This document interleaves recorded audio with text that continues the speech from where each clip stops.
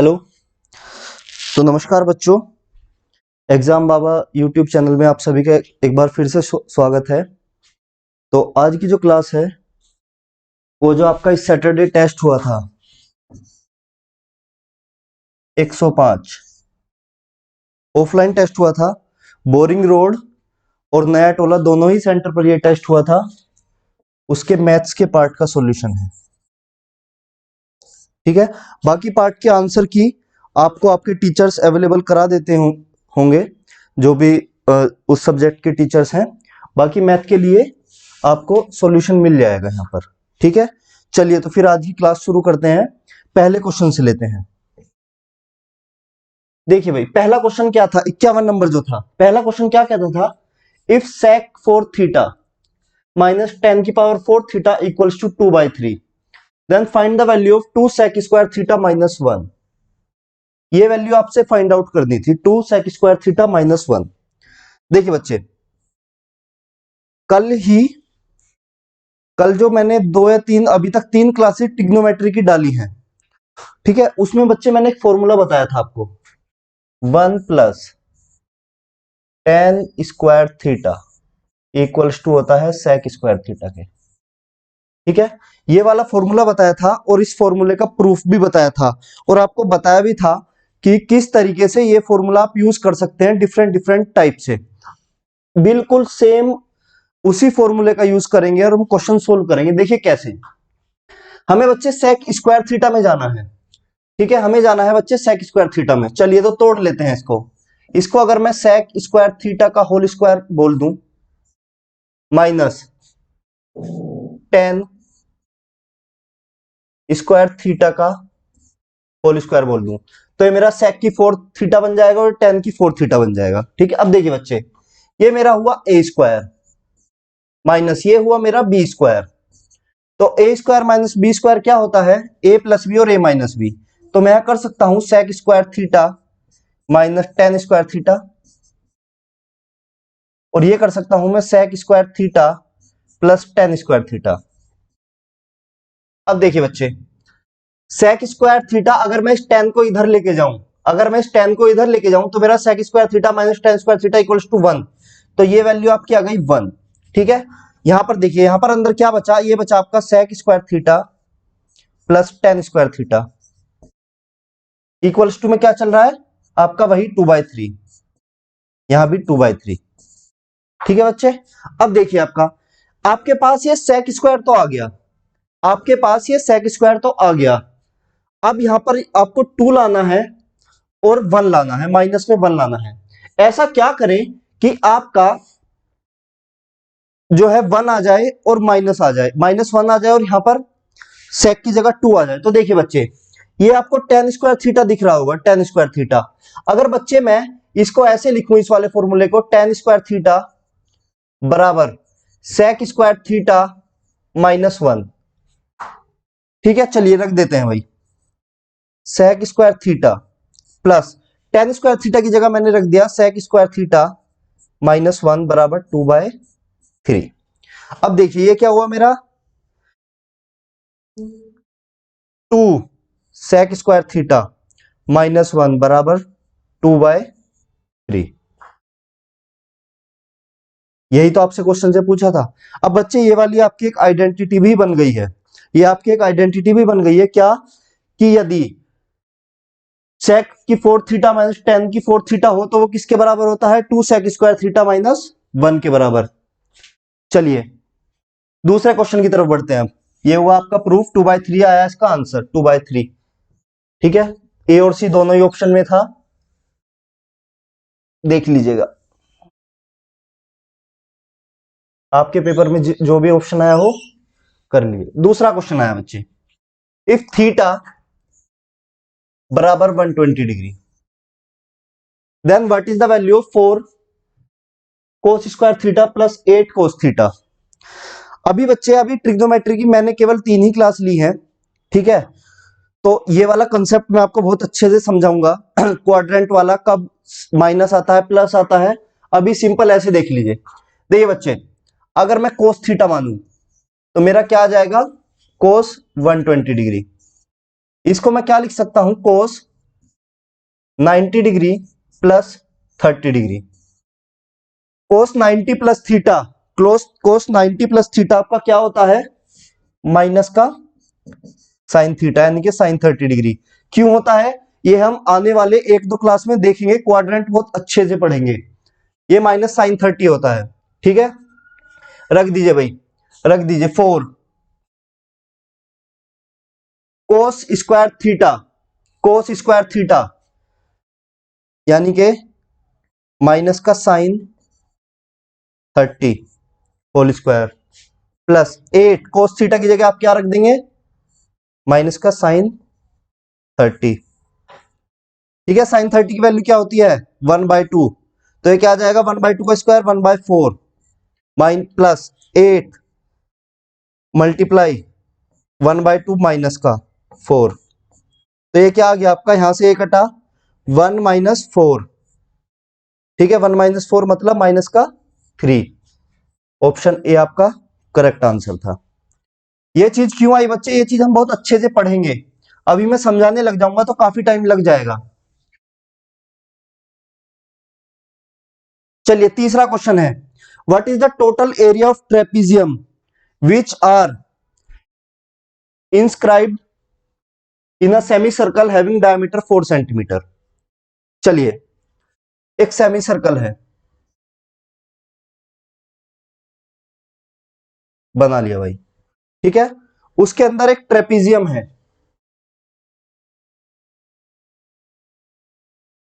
ये हो गया भाई ट्रेपीजियम, ठीक है। ये हो गया आपका ट्रेपीजियम। ऐसे नहीं, ऐसे बनाए।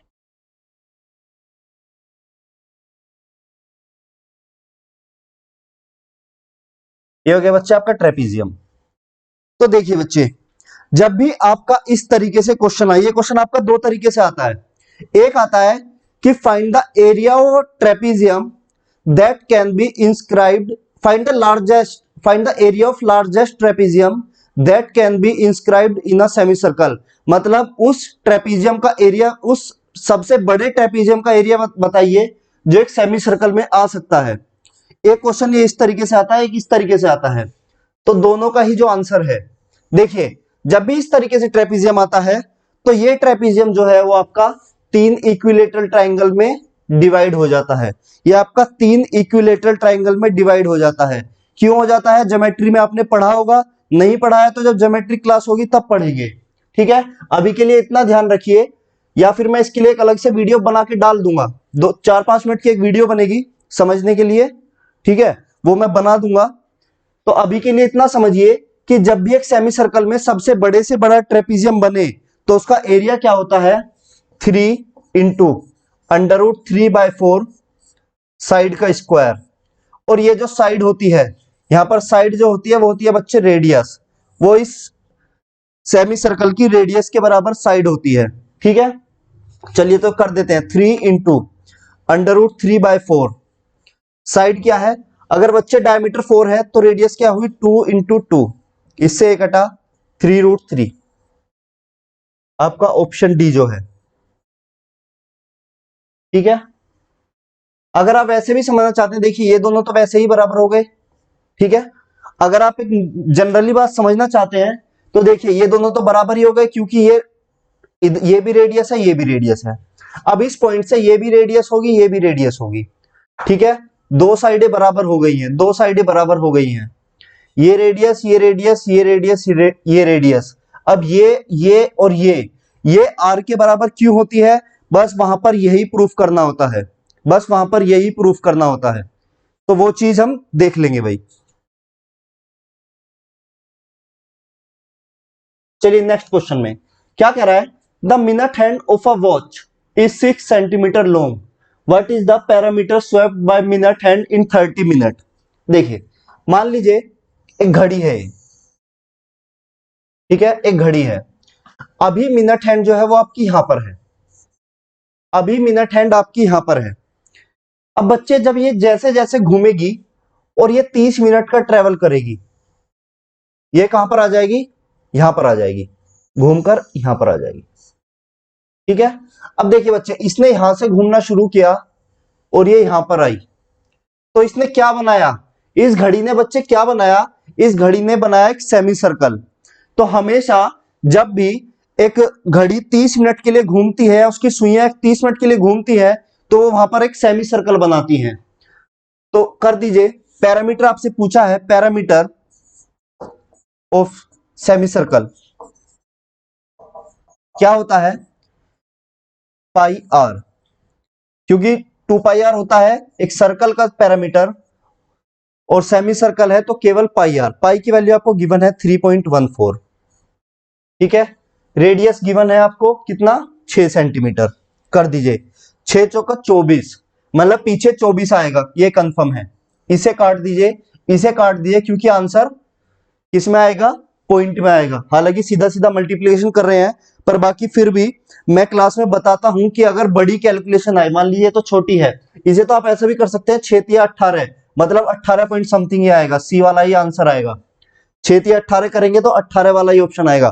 तो आपको कैलकुलेशन इसी तरीके से तेज करनी है कि आपको पहचानना आना चाहिए कि आप किस तरीके से ऑप्शन से बिना कैलकुलेशन जाए जा सकते हैं।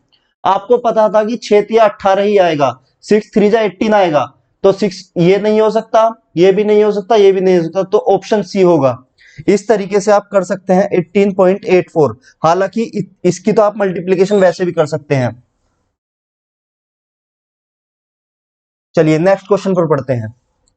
नेक्स्ट क्या कह रहा है, the product of radii of two sphere is 98। दो स्फीयर हैं भाई, ये R1 मान ली, ये मान ली R2, ठीक है। ये क्या कह रहा है कि R1 इंटू R2 किसके बराबर है, 98 के बराबर। और टोटल सरफेस एरिया गिवन है। टोटल सरफेस एरिया क्या होता है, पाई, अच्छा ये होता है 4/3 पाई आर स्क्वायर। ये होता है आपका 4/3, sorry 4 pi r square, sphere का है ना, 4 पाई आर स्क्वायर। यहां पे R1 स्क्वायर कर देंगे, यहां पे 4 पाई R2 स्क्वायर। किसके बराबर दिया हुआ है आपको, ये दिया हुआ है 3080 के। चलिए 4 पाई कॉमन ले लिया आपने, अंदर क्या बचा, R1 square plus R2 square, 3080। 4 से काटेंगे, 7 चौक 28, 770। पाई होता है आपका 22/7 R1 square plus R2 square. 11 दूनी 22, 11 सत्ते 77, 0 2 से गया 35, ठीक है। और R1 square plus R2 square कितना आ गया, 35 गुना 7, 7 पंजे 35 का 5, 245, ठीक है बच्चे। ये आ गया आपका 245। क्या आया, R1 square plus R2 square. लेकिन आपको फाइंड आउट क्या करना था, आपको फाइंड आउट करना था R1 प्लस R2, ये आपको फाइंड आउट करना था। कैसे करेंगे देखिए भाई, अगर बच्चे मैं R1 प्लस R2 का होल स्क्वायर करूं तो मेरा क्या होगा, R1 square plus R2 square plus 2 into R1 into R2, यही होगा। R1 square plus R2 square कितना है, 245 plus 2 into 98, 245 plus 196, 441। R1 plus R2 under root हो जाएगा, क्योंकि ये स्क्वायर इधर आ जाएगा। 441 किसका अंडर रूट होता है, 21 का। बी आपका करेक्ट ऑप्शन होगा, ठीक है भाई। यहां तक समझ आ गया। चलिए, और बच्चे ये वाली जो पीडीएफ है, जिन बच्चों ने टेस्ट दिया है उनके पास तो पीडीएफ होगी। जिन बच्चों ने टेस्ट नहीं दिया है, ये वाली पीडीएफ आपको डिस्क्रिप्शन बॉक्स में मिल जाएगी, तो वहां से फाइंड आउट करके पहले खुद सोल्व करने का ट्राई कीजिएगा, उसके बाद वीडियो देखिएगा। चलिए 56 क्वेश्चन में क्या कह रहा है, cube root 49 plus 1 minus cube root 7 equals to a cube root 49 plus b cube root 7 plus c। देखिए बच्चे, क्वेश्चन बहुत आसान है अगर आप समझ पाए तो। कैसे?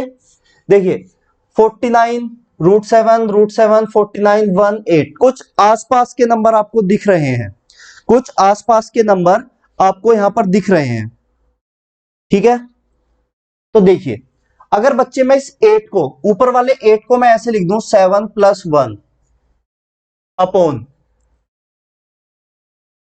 Cube root 49 + 1 minus cube root 7, ठीक है, इक्वल्स टू, अभी ये वाला पार्ट छोड़ देते हैं, इसे ही सोल्व करते हैं बच्चे। देखिए अगर मैं अब इसको cube root 7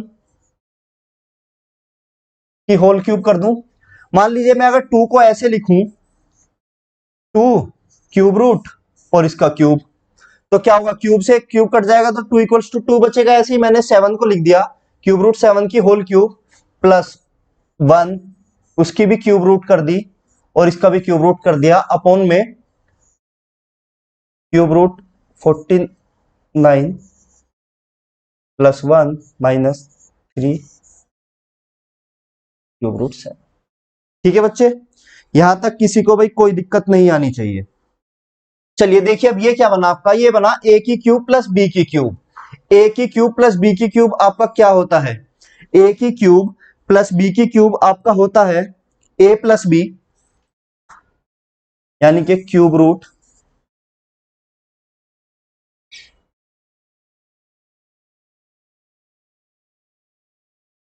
7 plus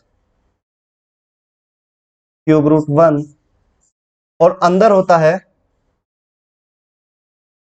a square, तो 7 का square plus b square, b square क्या होगा 1 का स्क्वायर, ठीक है, और a square plus b square minus a b होता है, तो क्यूब रूट 7 × 1, ठीक है बच्चे, अपॉन में। देखिए अब इस 49 को मैं क्या लिख सकता हूं, इसको मैं लिख सकता हूं क्यूब रूट 7 का स्क्वायर प्लस क्यूब रूट 1 का स्क्वायर क्यूब रूट 7, यही लिख सकता हूं भाई। 1 को तो मैं क्यूब रूट में लिखूं, कुछ भी लिखूं। अब देखिए जो ये था वो ये ऊपर वाला कट गया, जो ये था वो ऊपर वाले से कट गया, मेरे पास क्या बचा, मेरे पास केवल बचा cube root 7 plus cube root 1, किसके बराबर था, a cube root 49 plus b cube root 7 plus c। अब देखिए बच्चे कंपैरिजन में देखें, क्या 49 वाली टर्म इधर है, इधर नहीं है, तो a = 0। 7 क्यूब रूट 7 वाली टर्म है, तो b की वैल्यू क्या आ जाएगी 1, और c की वैल्यू अगर मैं देखूं तो c की वैल्यू भी क्या आ जाएगी 1। तो मेरे पास a + b + c कितना आ गया, तीनों का सम पूछा था, a + b + c कितना आ गया 2, ठीक है। चलिए नेक्स्ट क्वेश्चन पर बढ़ते हैं। बस आपने इसको तोड़ लिया और फॉर्मूला बना दिया a की क्यूब प्लस b की क्यूब का, a + b a square plus b square minus a b, वो फॉर्मूला आपने बना लिया बस इसको तोड़कर। चलिए नेक्स्ट पर चलते हैं, नेक्स्ट भी ऐसे ही है, under root x square plus x under root 256 plus 64, ये वाला हिस्सा भी छोड़ देते हैं। चलिए करते हैं भाई, एक्स स्क्वायर प्लस एक्स, इसको बच्चे मैं 256 का क्या लिख सकता हूं, x × 16 प्लस 64 को क्या लिख सकता हूं मैं 8 का होल स्क्वायर। देखिए बच्चे आगे अगर मैं इसको तोड़ना चाहूं तो मेरा बनेगा एक्स स्क्वायर प्लस 16 को मैं लिख सकता हूं 2 × x × 8 का सॉरी प्लस 8 का स्क्वायर। अब देखिए a square plus b square plus 2ab, अगर मैं x को a मानूं और 8 को b मानूं तो मेरा क्या बनेगा, a square plus b square plus 2ab, किसका फॉर्मूला होता है, a + b का होल स्क्वायर, का मतलब x + 8 का होल स्क्वायर, और अगर होल स्क्वायर है तो अंडर रूट से बाहर आएगा, तो ये बचेगा केवल x + 8। अब कंपैरिजन कर लीजिए भाई, ax square plus bx plus C. X square वाली इधर कोई टर्म है नहीं है, तो ए की वैल्यू क्या हुई 0। एक्स वाली एक टर्म है, यहां पर एक्स के साथ एक है, तो बी की वैल्यू क्या हुई 1 और सी की वैल्यू क्या हुई 8। तो ए प्लस बी प्लस सी आपसे पूछा था, तो ये क्या आ गया 9 आंसर, बी ऑप्शन। ठीक है बच्चे, इसको फॉर्मूले में तोड़ लिया, 256 का अंडर रूट 16 कर दिया, 16 को फिर तोड़ लिया 2 गुना 8 में। चलिए next question 58 question 58। If in triangle ABC angle B is a right angle, बना लेते हैं भाई, यहां पर बी बना लिया, A B C.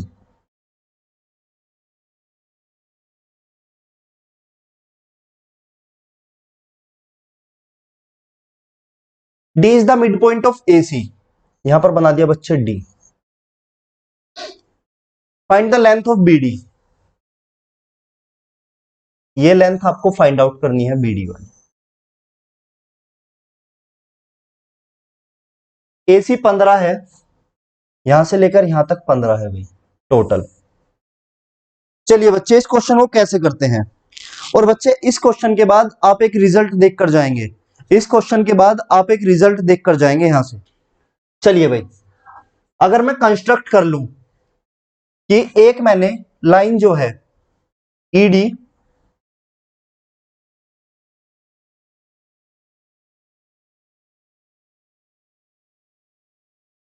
Construct a line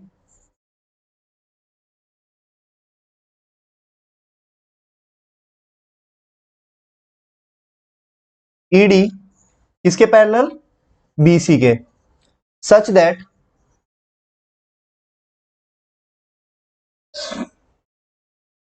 AE equals to EB। ठीक है, एक ईडी लाइन मैंने पैरेलल कर ली कि जैसे कि AE जो है वो BD के बराबर है। बच्चे इसी क्वेश्चन को ना, इसी सेम क्वेश्चन को, इसी क्वेश्चन में 2 से 3 चीजें आती हैं, 2 से 3 चीजें वो आपसे अलग अलग पूछ सकता है। पहली चीज, इसी क्वेश्चन के चारों तरफ एक सर्कल बना देगा, सर्कल के अंदर ये बना देगा और आपसे बीडी की लेंथ पूछ लेगा। दूसरा, आपको AD equals to DC equals to BD दे देगा, AD equals to BD, AD equals to DC equals to BD दे देगा, और आपसे एंगल एबीसी पूछ लेगा, आपसे एंगल एबीसी पूछ लेगा। ठीक है, तीसरा क्या पूछेगा, तीसरा आपसे प्रूफ करने के लिए तीसरा आपसे बोल देगा कि बताइए, प्रूफ करिए कि बीडी जो है वो एसी का आधा है, बीडी जो है वो एसी का आधा है। तो इस वाले प्रूफ से ही आप तीनों चीजें समझ पाएंगे। देखिए कैसे। अब बच्चे अगर मैं बात करूं in triangle AED and triangle B.Ed, मतलब इस वाले ट्राइंगल में और इस वाले ट्राइंगल की बच्चे अगर मैं बात करूं तो AE इक्वल्स टू कितना होगा, AE equals to EB by construction. ठीक है, angle AED equals to angle BED each 90 degree. क्यों होगा, देखिए बच्चे ये वाला एंगल भी 90 डिग्री है, तो ये एंगल भी क्योंकि पैरेलल है तो ये वाला एंगल भी 90 डिग्री होगा, ये 90 डिग्री है तो ये भी लीनियर पेयर से 90 डिग्री होगा। चलिए अब तीसरा देखते हैं, ED equals to ED common, therefore triangle AED similar हो गया, कॉन्ग्रुएंट हो गया ट्राइंगल BED के। अब बच्चे जब कॉन्ग्रुएंट हो गया तो आपको पता है कि AD इक्वल्स टू BD हो जाएगा बाय CPCT। ठीक है, बाय CPCT। AD की वैल्यू क्या थी 7.5, क्योंकि D मिड पॉइंट है 15 का, तो BD भी कितना आ गया आपका 7.5, बी ऑप्शन।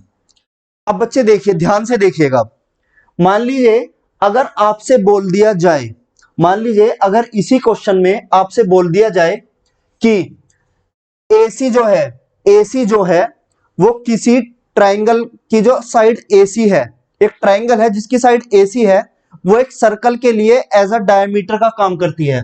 मतलब ये जो AC है, ये एक सर्कल के लिए डायमीटर का काम करती है। अगर ये डायमीटर का काम करती है और यहाँ पर एक ट्राइंगल भी है और ये डी इसका मिड पॉइंट है, तो क्या देखिएगा कि यदि डी मिड पॉइंट है तो इस डी सर्कल का सेंटर भी हुआ। अगर डी इस लाइन का मिड पॉइंट है, एक सर्कल है, डी इस लाइन का मिड पॉइंट हुआ, तो क्या डी सेंटर नहीं हुआ इस सर्कल का? डी सेंटर हुआ। अगर डी सेंटर हुआ तो क्या डी भी जो है वो रेडियस नहीं हुई? डी भी रेडियस हुई। तो आगे से जब भी इस तरीके से क्वेश्चन आए कि डी सेंटर दिया हो, डी सेंटर दिया हो, तो आप क्या कीजिएगा कि इसका एक सर्कल बनाइएगा, केवल और केवल बच्चे राइट एंगल ट्राइंगल में। याद रखिएगा, राइट एंगल ट्राइंगल में अगर AC का आधा आपको D गिवन हो, AC का आधा अगर D आपको गिवन हो, तो ये जो लाइन BD होती है ये हमेशा ही AC की आधी होती है। एक थ्योरम यहां से ऐसे बना लेते हैं कि एक राइट एंगल ट्राइंगल में, एक राइट एंगल ट्राइंगल में यदि हाइपोटेनियस की आधी, हाइपोटेनियस के लाइन के सेंटर से अगर उस एंगल को मिलाया जाए जहां पर 90 डिग्री बन रहा है, तो ये वाली लाइन जो होती है, ये वाली लाइन जो होती है वो हमेशा इस हाइपोटेनियस की आधी होती है। याद रखिएगा कि एक राइट एंगल ट्राइंगल में अगर हाइपोटेनियस के सेंटर से उसके सामने वाले एंगल के पॉइंट को मिलाया जाए तो वो जो लाइन बनती है वो उस हाइपोटेनियस की आधी होती है। याद रखिएगा इस थ्योरम को। क्वेश्चन था पर थ्योरम है। आपको किताबों में इस तरीके से सॉल्यूशन नहीं मिलेगा, आपको किताबों में सेंटर वाला सॉल्यूशन मिलेगा कि सेंटर बनाकर कर दिया है, बाकी प्रूफ ऐसे ही होता है बच्चे। और अगर आपको ये गिवन है कि BD जो है वो आधा है AC का, तो यहां से आप एंगल भी निकाल सकते हैं 90 डिग्री, इसको आप एंगल भी प्रूफ कर सकते हैं 90 डिग्री। अगर बच्चे आपको ज्योमेट्री पढ़नी है ना बहुत अच्छे से, बहुत अच्छे से ज्योमेट्री पढ़नी है, तो 9th और 10th की RS अग्रवाल निकालिए मैथ्स की, और वहां से बिल्कुल बेसिक से पढ़ना शुरू करेंगे तो आपको ये सारी चीजें बिल्कुल आसानी से समझ आएंगी। उसमें बिल्कुल अच्छे से एक्सप्लेन करके एक एक चीज दी हुई है कि 90 डिग्री कैसे प्रूफ करें, ये लाइन कैसे प्रूफ करें। तो पहले 9th क्लास की ज्योमेट्री कीजिए पूरी, फिर 10th की कीजिएगा। गारंटी देता हूं कि SSC की ज्योमेट्री 80% कंप्लीट हो जाएगी आपकी। चलिए क्या कह रहा है, points ABCD are lying on a circle. एक सर्कल है भाई, ABC और D। If AC and BD intersect each other, मिला देते हैं भाई AC और BD को, कहां पे मिलते हैं? पॉइंट E पर, ठीक है। And BEC equals to 40 degree, BEC 140 degree है। ये वाला एंगल कितना है भाई? 140 डिग्री। एंड ACD, ACD मतलब यहां से इसको मिलाते हैं और ये वाला एंगल कितना गिवन है? 30 degree. Angle BAC find out करना है, BAC, ये वाला एंगल आपको फाइंड आउट करना है। देखिए बच्चे, अगर क्वेश्चन में आपको गिवन होता कि AB पैरेलल है CD के, अगर आपको क्वेश्चन में गिवन होता AD पैरेलल है CB के, तो आप बड़ी आसानी से कर पाते, लेकिन क्वेश्चन में ऐसा कुछ गिवन है नहीं। अब कैसे करेंगे? अब देखिए बच्चे, ये 140 गिवन है, अगर मैं इस लाइन को ऐसे मान के, और ये वाला एंगल अगर 140 डिग्री है, तो ये वाला एंगल कितना होगा? 40 डिग्री। क्यों? लीनियर पेयर से। तो मैं कह सकता हूं कि ये वाला एंगल होगा 40 डिग्री। सिमिलरली ये वाला भी एंगल होगा 40 डिग्री, ठीक है। 30 डिग्री, 40 डिग्री, ये वाला एंगल कितना? 40 30 70 110 डिग्री। यहां तक किसी को कोई दिक्कत? देखिए फिगर में ही क्वेश्चन हो जाएगा, फिगर में ही क्वेश्चन हो जाएगा, पेन कहीं लिखने की कुछ जरूरत ही नहीं है। कैसे? देखिए ये 140 डिग्री है, ये लाइन है सीधी, तो ये एंगल लीनियर पेयर से ये एंगल लीनियर पेयर से 40 डिग्री। या तो आप इसको अपोजिट वर्टिकल या अपोजिट एंगल से 40 डिग्री मान लीजिए, या फिर से इस वाली लाइन के लिए मान लीजिए 40 डिग्री। अब देखिए एक ट्राइंगल बना CED, एक ट्राइंगल बना आपका CED, जिसमें ये एंगल 30 डिग्री है, ये एंगल 40 डिग्री है, तीनों एंगल का सम 180 होता है, तो ये एंगल हो गया 180 डिग्री। अब देखिए एक थ्योरम होती है एक सर्कल में, नीचे यदि एक लाइन से, एक सिमिलर लाइन से दो ट्राइंगल बने हो, एक सिमिलर लाइन पर यदि दो ट्राइंगल बने हो, कोड बोल लीजिए चाहे, एक कोड पर दो ट्राइंगल बने हो, एक सर्कल में कोड पर सेम बेस के साथ दो ट्राइंगल बने हो, तो ये वाला और ये वाला एंगल हमेशा इक्वल होते हैं। कि एक सर्कल में एक कोड पर अगर बेस सेम हो, सर्कल में दो ट्राइंगल बने हो और उनका बेस सेम हो, तो जो ऊपर वाले एंगल होते हैं ये बराबर होते हैं। तो ये 110, तो ये वाला भी कितना, 110 डिग्री। समझे भाई? कि एक सर्कल में यदि दो ट्राइंगल का बेस बिल्कुल सेम हो, तो उनके जो ऊपर वाले एंगल होते हैं वो बराबर होते हैं। तो यदि ये 110 है तो ये भी 110 डिग्री। ऑप्शन डी आपका करेक्ट हो गया। चलिए नेक्स्ट चलते हैं। एक पानी पी लेता हूं मैं।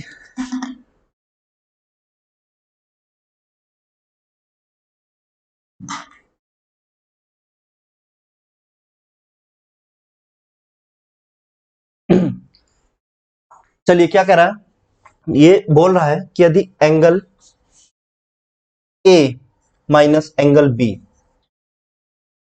15 degree given, angle b minus angle c कितना, 30 डिग्री है। ये इक्वेशन फर्स्ट हुई, ये इक्वेशन सेकंड हुई। ठीक है,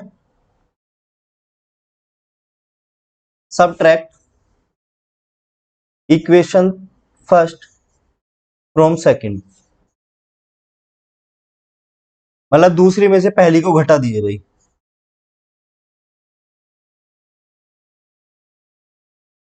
माइनस माइनस प्लस होगा तो प्लस का बी आ जाएगा,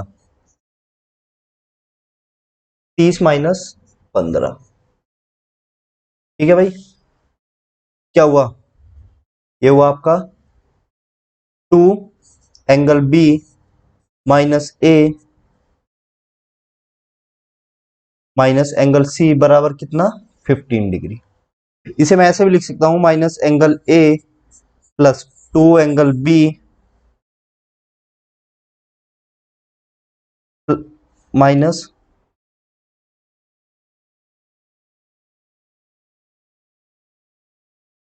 15 डिग्री। आपको पता है कि एक ट्राइंगल अगर आपको गिवन है तो angle a plus angle b plus angle c कितना होता है, 180 डिग्री। प्लस कर देंगे तीनों को, प्लस माइनस माइनस ये कट जाएगा, ये भी कट जाएगा, तो ये बनेगा आपका 3 angle b equals to 180 plus 15 195। 3 से काटेंगे, 3 6 जा 18, 3 5 जा 15, तो एंगल बी कितना आएगा बच्चे आपका, 65 डिग्री। ठीक है, चलिए नेक्स्ट क्वेश्चन की तरफ बढ़ते हैं। क्या कह रहा है, a man purchase 2 fan for rupees 4500 by selling one fan at profit of 16% and other at loss of 14%. He neither gains nor losses in the whole transaction. Find the cost price of each fan. देखिए बच्चे, question को करने के काफी सारे तरीके, question को करने के काफी सारे तरीके, या तो आप वही परसेंटेज वाले से मेथड से कर लीजिए रेशो मान के, या देखिए एक तरीका है एक्स मानकर, कि मान लीजिए एक फैन की कॉस्ट आपने एक्स मान ली और दूसरे फैन की कॉस्ट हो जाएगी आपकी 4500 माइनस एक्स। ठीक है, अब क्या करेंगे, मान लीजिए इस एक्स वाले को आपने 16% के मुनाफे पर बेचा, 16 गुना एक्स बटे 100, प्लस दूसरे को आपने 14% के लॉस पर बेचा, तो यहां पर आ जाएगा बच्चे माइनस, माइनस 14% के लॉस पर बेचा था 4500 माइनस एक्स। ठीक है, इक्वेशन को सोल्व करेंगे, इक्वेशन को सोल्व करेंगे और इक्वल्स टू रख देंगे, किसके, 4500 के ही बराबर रख देंगे, क्योंकि सीपी इक्वल्स टू एसपी है, ना लॉस है ना प्रॉफिट है। लेकिन पूरा आपको क्वाड्रेटिक इक्वेशन बनाकर सोल्व करनी पड़ेगी, इतना टाइम आपके पास एग्जाम में नहीं होगा। हमारा मकसद है क्वेश्चन को आसानी से करना, जिसको ऐसे करना हो कर ले। देखिए बीच बीच में मैं एक दो क्वेश्चन उस मेथड से कराता रहता हूं जिसका नाम है मिक्सचर एंड एलिगेशन। क्या होता है एलिगेशन? देखिए, मान लीजिए एक पंखा था ए, दूसरा पंखा था बी, ठीक है। दोनों की इंडिविजुअल वैल्यू गिवन है कि इसमें 16% का प्रॉफिट था और बी में 14% का लॉस था। कितने परसेंट की दोनों में मिलाकर कितने परसेंट की हानि या नुकसान हुआ? प्रॉफिट या लॉस कितने परसेंट का हुआ? कुछ नहीं हुआ, 0। यहां से आप वैल्यू निकाल लेंगे भाई। ये आ जाएगी 14 और ये आ जाएगी 16, ठीक है। लेंगे अगर 7 8, यानी कि 7/8 का रेशो आ गया। मतलब टोटल यूनिट कितनी थी? टोटल यूनिट आपके पास हुई 15। मतलब 15 की वैल्यू क्या है? 15 की वैल्यू है बच्चे आपके पास 4500। 15 की वैल्यू आपको गिवन है कितना? 4500, जिसमें से 7 जो है वो ए का है और 8 जो है वो किसका है? बी का। कर दीजिए भाई, 7/15 4500, 300 7 या 21 2100 रुपए। 2100 रुपए किस ऑप्शन में आ रहा है? ए ऑप्शन में। ऐसे ही अगर आप 8 भी निकालना चाहें, हालांकि निकालने की जरूरत नहीं है क्योंकि पहले ही ऑप्शन आपने पढ़ लिया, 2400, 2100 और 2400। तो कुछ करने की जरूरत ही नहीं थी, कुछ करने की एक्स वैक्स मानकर करने की जरूरत ही नहीं थी, चुटकियों में यू आंसर हो जाता। चलिए नेक्स्ट पर बढ़ते हैं। A money lender finds that due to fall in annual rate of interest for 7% to 6:6/5%, his yearly income diminishes by ₹24, his capital is। देखिए, सेम वही करने का तरीका, एक्स मानिए, ठीक है, और प्रॉफिट प्रॉफिट निकालिए या लॉस निकालिए यहां से और 24 के बराबर रख दीजिए। लेकिन अपना तरीका वो नहीं है, इतने बड़े से अपन लोग नहीं करते हैं। तो हम कैसे करते हैं कि मान लीजिए 100 रुपए थे, पहले 100 पे उसे 107 रुपए मिलते थे, ठीक है। अभी 100 पर उसे कितने मिल रहे हैं? देखिए भाई कितने मिल रहे हैं 6.6 को आप क्या कर सकते हैं? 6 5 35, 6 5 30 36। अच्छा, 6 5 30 और 6 36/5, ठीक है। ये आप कर सकते हैं भाई। क्वेश्चन में, अच्छा बच्चे, ये क्वेश्चन में आपका गलत टाइप है। क्वेश्चन में आपका है 6:6/5। क्वेश्चन में आपका, सॉरी, क्वेश्चन में आपका है 6 सही 5/6। क्वेश्चन में बच्चे आपका ये है 6 सही 5/6, ये आपका क्वेश्चन में है, ठीक है। 6 सही 5/, हो इससे भी जाएगा, लेकिन क्या है कि आपके ऑप्शन मैच नहीं करेंगे। हो तो इससे भी जाएगा, जो काम हम यहाँ पे कर रहे हैं वो आप काम उससे भी कर लीजिए, लेकिन क्या है कि आपके ऑप्शन मैच नहीं करेंगे। बाकी मैं उससे भी करके दिखा दूंगा। क्या आ जाएगा?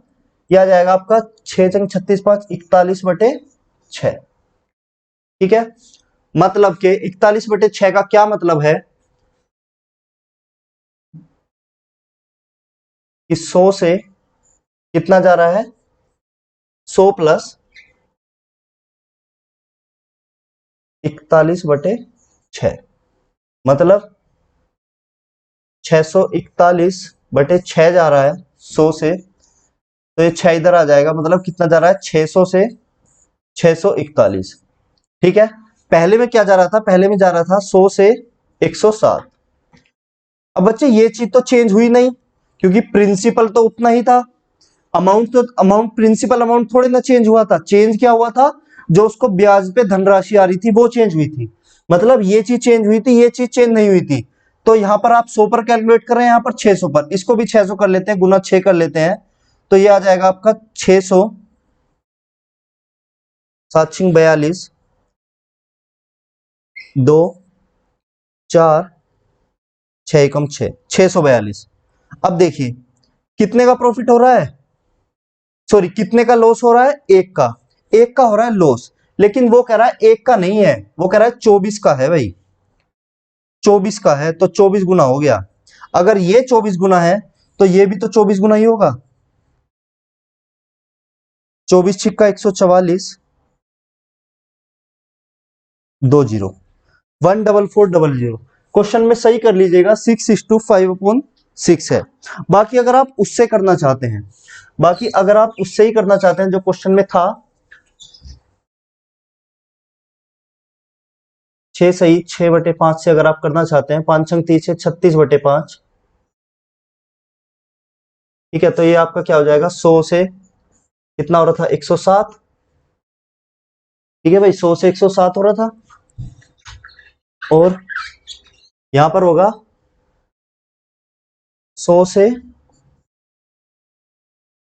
100 प्लस 36/5, 100 से 536/5, यानी कि 500 से 536, ठीक है। और यहां पर हो रहा था 100 से 107, कर लीजिए, बराबर कर लीजिए, गुना 5 कर दीजिए, तो इधर आ जाएगा 500, 5 सत्ते 35 का 5 का 1 लगा, अच्छा 3 लगा, 3 और 5 का 5, यहां भी बच्चे 1 का ही आ रहा है, लेकिन ये कितना था, 24 गुना, तो यहां भी कर देंगे 24 गुना, 24 पंजे होता है 120,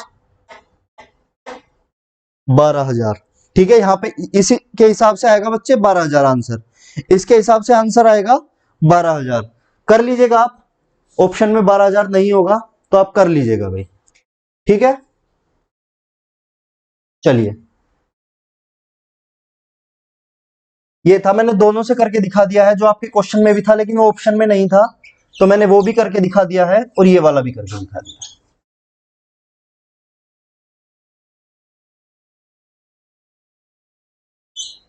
चलिए, क्या कह रहा है, two trains a and b starts towards each other from two places 324 kilometre apart. मान लीजिए दो पॉइंट है, एक दिल्ली है, एक मुंबई है, बीच की दूरी कितनी है, 324 किलोमीटर, ठीक है। Speed of train a and b are 24 kilometre and 30 kilometre respectively, when will they meet. अब देखिए, एक ट्रेन इस तरफ से आ रही है और एक ट्रेन आपकी इस तरफ से आ रही है, इसकी स्पीड मान लीजिए 24 किलोमीटर पर आवर है और इसकी स्पीड है 30 किलोमीटर पर आवर। अब देखिए बच्चे, कंसेप्ट होता है कि रिलेटिव स्पीड का कंसेप्ट होता है, रिलेटिव स्पीड का कंसेप्ट क्या कहता है, एक दूरी है आपके पास, मान लीजिए एक दूरी है, ठीक है, मान लीजिए आपके पास 10 किलोमीटर की एक दूरी है। अब उसमें से एक ट्रेन 10 किलोमीटर प्रति घंटे, सॉरी मान लीजिए आपके पास 100 किलोमीटर की दूरी है, एक 100 किलोमीटर की दूरी है, एक ट्रेन जो है 10 किलोमीटर की दूरी तय कर रही है, 10 किलोमीटर प्रति घंटे की स्पीड से आ रही है। इधर भी एक ट्रेन जो है वो 10 किलोमीटर प्रति घंटे की स्पीड से आ रही है, ठीक है।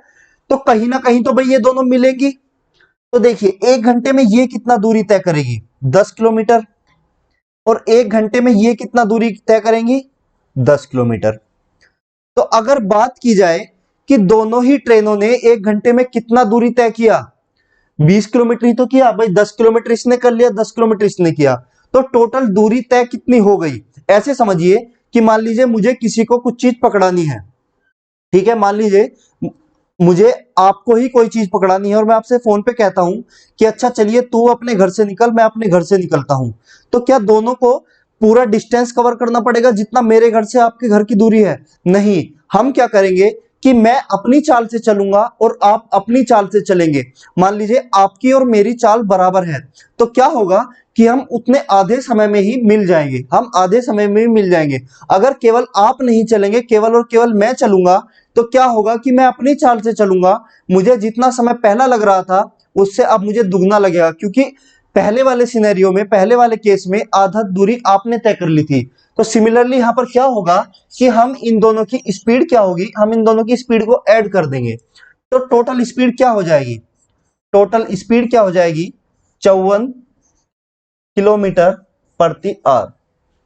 स्पीड से क्या मतलब है कि मान ली कि देखिए अब डिस्टेंस ज्यादा कवर हो रहा है, अब डिस्टेंस ज्यादा कवर हो रहा है, घंटा एक ही है, तो किस वजह से कवर हो रहा है कि हमारी स्पीड जुड़ गई है, हम दोनों की स्पीड जुड़ गई है इस वजह से।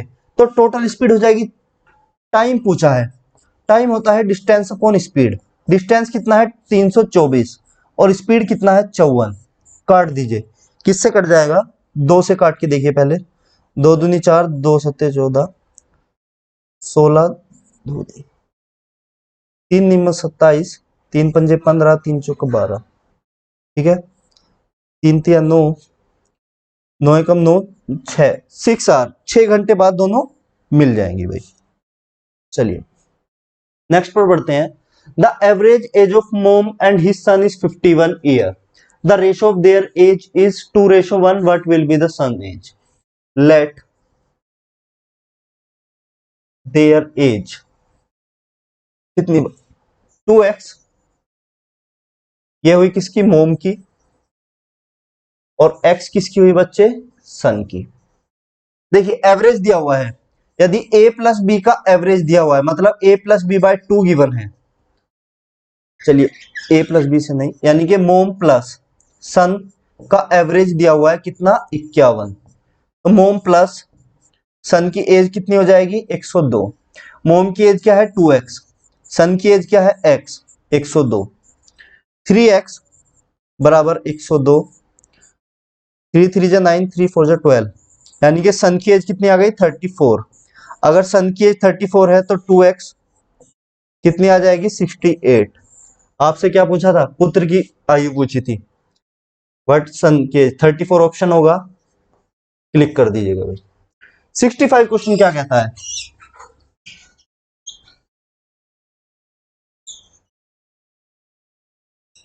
if 30% of a plus b equals to 50% of b, then find the value of 3a plus b upon 3a minus b। कह रहा है कि यदि 30% ऑफ a प्लस बी किसके बराबर है, 50% ऑफ b के बराबर है, 100 से 100 गया, इससे ये गया, तो ये आया आपका 3a plus 3b equals to 5b, b इधर जाएगा आपका, तो आ जाएगा आपका 3a बराबर 2b। अब देखिए इक्वेशन में दोनों जगह ही 3 है, 3a की जगह रख दीजिए 2b plus b upon 2b minus b, क्योंकि 3a की वैल्यू 2b के बराबर थी, ये आ गया 3b और नीचे आ गया b, b से b गया तो आ गया आपका 3, ऑप्शन सी।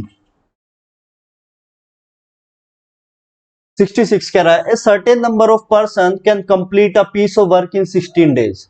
मान लिया हमने लेट वर्क, भाई 66 लोग हैं, 66 लोग हैं, ठीक है, सॉरी 66 डेज में करते हैं x लोग, तो टोटल वर्क हमने मान लिया x इंटू 66, ठीक है भाई। मान लीजिए कि टोटल वर्क 66 गुना x हो गया 66 into x. If there were 10 people 10 persons more, the work could finish in 11 days before, मतलब इससे अगर 11 डेज कम होगा तो यानी कि 55 डेज में हो जाएगा। इस बार आदमी कितने लगे, x प्लस 10, x से 10 ज्यादा। अब क्या है देखिए, काम तो बराबर है, ऐसा समझिए कि मान लीजिए एक दीवार है, ठीक है, 10 लोग जो है 20 दिन में बनाते हैं, एक दीवार है उसी को 10 लोग 20 दिन में बनाते हैं, और उसी दीवार को जो 15 लोग हैं वो 10 दिन में बना देते हैं, जो 15 लोग हैं वो 10 दिन में बना देते हैं। लॉजिक वॉजिक मत समझिएगा, कैलकुलेशन में मत जाइएगा। तो क्या दीवार बदली, दीवार तो बच्चे वही रही कि 8 फुट की दीवार बनानी थी मान लीजिए, तो 8 फुट की दीवार है जो 10 लोगों ने 20 दिन में बनाई थी, वही आगे 15 लोगों ने कितने दिन में बना दी, वो बना दिया आपकी 12.5 दिनों में, जो भी कैलकुलेट कर लीजिएगा। तो ऐसे ही है, काम बराबर रहेगा बच्चे, तो दोनों काम को बराबर रख दीजिए, एक काम ये था, एक काम ये था, 11 66 पंजे 5x प्लस 10 बराबर 6x 50।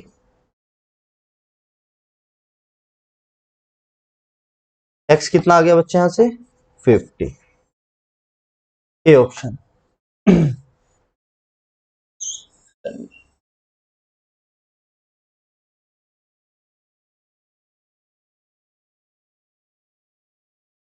In a business partnership among a b and c the profit of a ratio b. A upon b का मतलब बच्चे ए रेशो बी ही होता है। कितना गिवन है आपको? ए रेशो बी कितना गिवन है? 1:3। और यहीं से बी रेशो सी कितना गिवन है? ये भी है 1:3। यदि मैं ए रेशो बी रेशो सी देखूं तो यह आया 1:3 और यहां से आया 1:3। इधर 3 कर दूंगा, इधर कर दूंगा 1, मल्टीप्लाई किया 139। ऐसे रेशो निकालना आता है ना भाई, मैंने सिखाया हुआ है ये वाला, कि इस तरीके से रेशो निकाल सकते हैं हम, कि जो स्पेस ब्लैंक हो उधर उसके बस साइड वाला रख दो। इधर मान लीजिए ये ब्लैंक है तो इधर ये साइड वाला रख दिया, दोनों की मल्टीप्लाई कर दी, आपका एबीसी का रेशो आ गया। बस इफ सी इज 27,000, मतलब 9 की जो वैल्यू है वो है 27,000।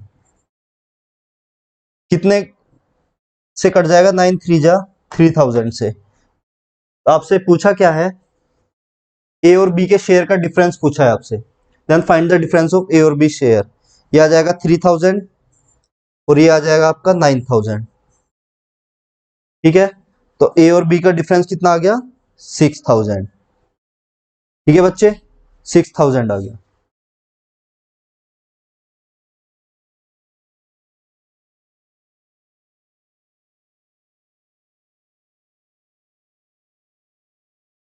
ठीक है भाई, ये आ गया बच्चे आपका 6000। चलिए नेक्स्ट फ्लोर चलते हैं।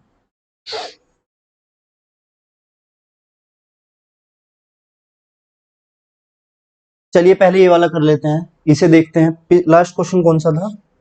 लास्ट को 67, तो ये होगा बच्चे आपका 68।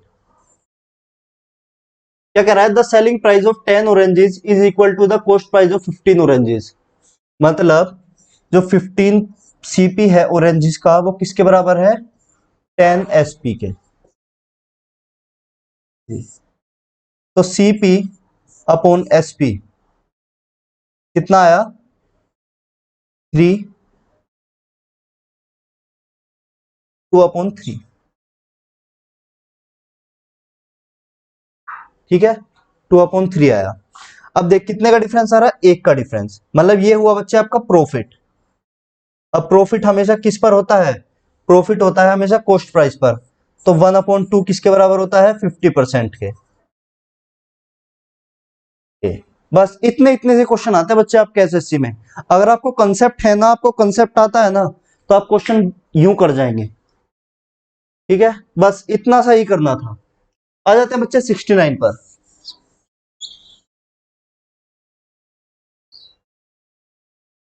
सोल्व करना शुरू करते हैं भाई नीचे से। ये ऐसे वाले क्वेश्चन बच्चे नीचे सोल्व करना शुरू कीजिए। नीचे वाले का एल्सियम लिया, 4 2 जा 8 प्लस 1 लिख देता हूं मैं, 3 प्लस 1/1 प्लस 1/, ये आया 4 2 जा 8 प्लस 1 9/4। अब देखिए बच्चे ये 9/4 है, ये ऊपर चला जाएगा 4। तो जो अगला वाला बनेगा वो आपका इस तरीके से बनेगा, 1 + 3 + 1/1 प्लस ये 4 ऊपर चला गया, 4/9।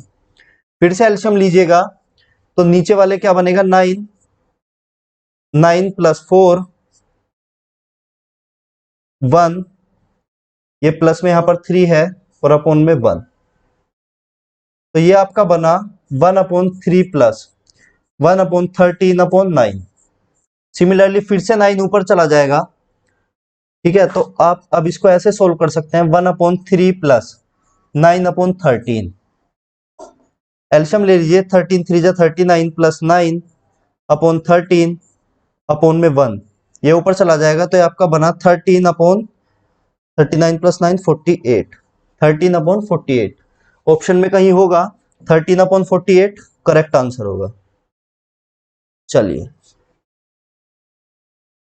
√2 + √2 + √2 इंफिनिटी तक, √2 प्लस √2 प्लस √2 कहां तक? इंफिनिटी तक।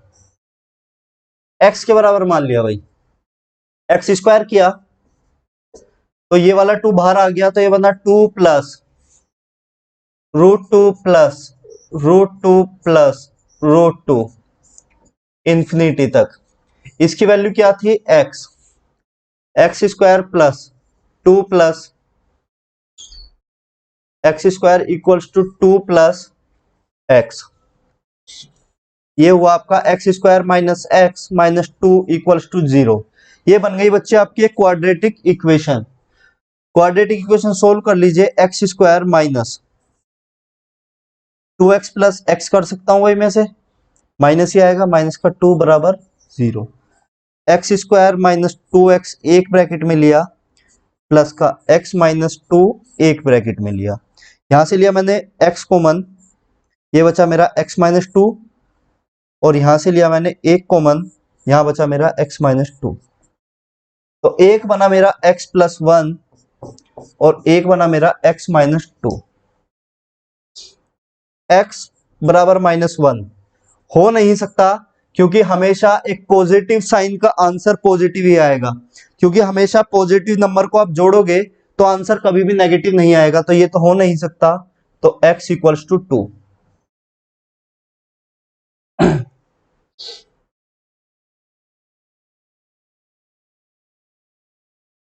चलिए,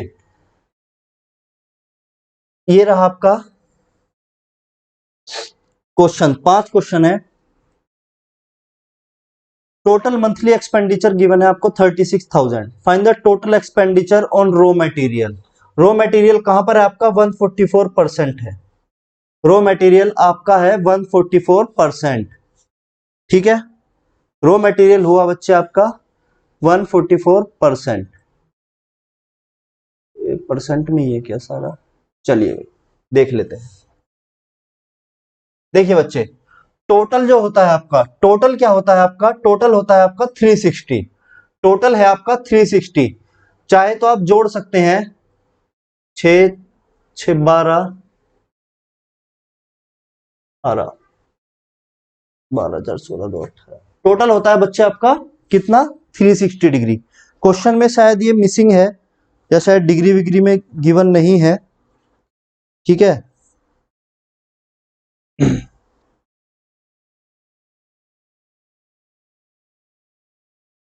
चलिए, ये बच्चे मेरे ख्याल से डिग्री में है शायद। ठीक है, ये मेरे ख्याल से डिग्री में है। अगर ऐसे भी आप देखना चाहें तो आप कर सकते हैं कि 144 है। 144% है किसका?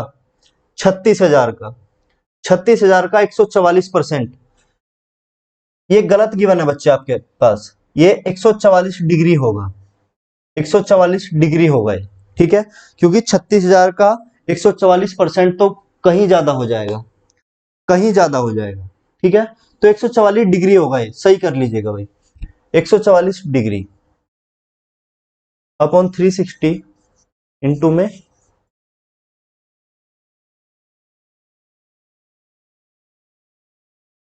सो 14400। What is the ratio between expenditure on electricity bill and telephone bill? Electricity bill कितना है? 20%। अब इसमें ये भी नहीं पता भाई कौन सा डिग्री में है, कौन सा उसमें है। 20%। ये क्वेश्चन मेरे फोन में होगा एक्चुअल क्वेश्चन, मैं एक बार देख लेता हूं भाई। ये एक्चुअल क्वेश्चन मेरे फोन में होगा तो वहां से पता चल जाएगा।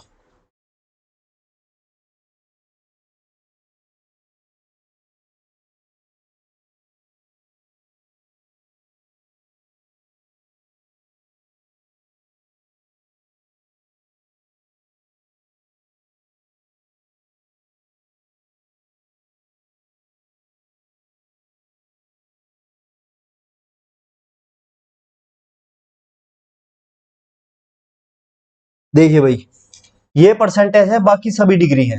ये भी डिग्री, ये भी डिग्री, ये भी डिग्री, बाकी सभी डिग्री है। बस केवल एक ये परसेंटेज है, केवल ये 20% है, बाकी सभी डिग्री है। ठीक है, चलिए, तो केवल और केवल 20% है, बाकी सभी डिग्री है। 20% किसका? 36,000 का। 36 दूनी 7200। ये आ गया बच्चे इलेक्ट्रिसिटी बिल। Electricity bill. अब अगर मैं टेलीफोन बिल की बात करूं, अब अगर मैं टेलीफोन बिल की बात करूं तो टेलीफोन बिल मेरा कितना है 36 डिग्री, ये भी बच्चे डिग्री में है, तो ये है मेरा 36 डिग्री, जो डिग्री होता है उसे 360 से डिवाइड करते हैं,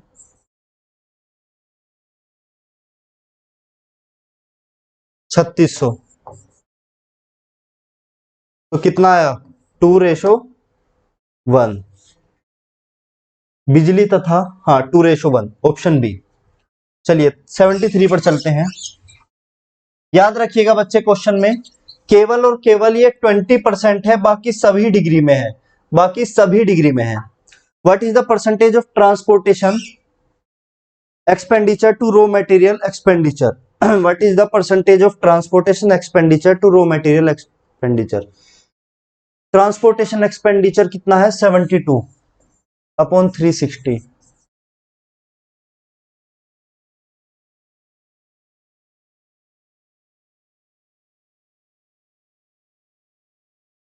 7200। और दूसरा क्या है रॉ मटेरियल कितना है 144। रॉ मटेरियल कितना है आपका 144। अच्छा परसेंटेज पूछा है, तो इतना सब हम कर क्यों रहे हैं भाई? 72 पूछा था किसका 144 का, 100% कर देते हैं 50%। अलग अलग निकालने की जरूरत ही नहीं थी। फोर्थ क्वेश्चन क्या करा है, total expenditure on transportation telephone bill and raw material is how many times of electricity bill? Transport पे कितना है 72 degree plus telephone bill pay 36 plus raw material पर 144 is how many times of electricity bill? चलिए भाई जोड़ देते हैं, कितना आ गया 72 6 38 252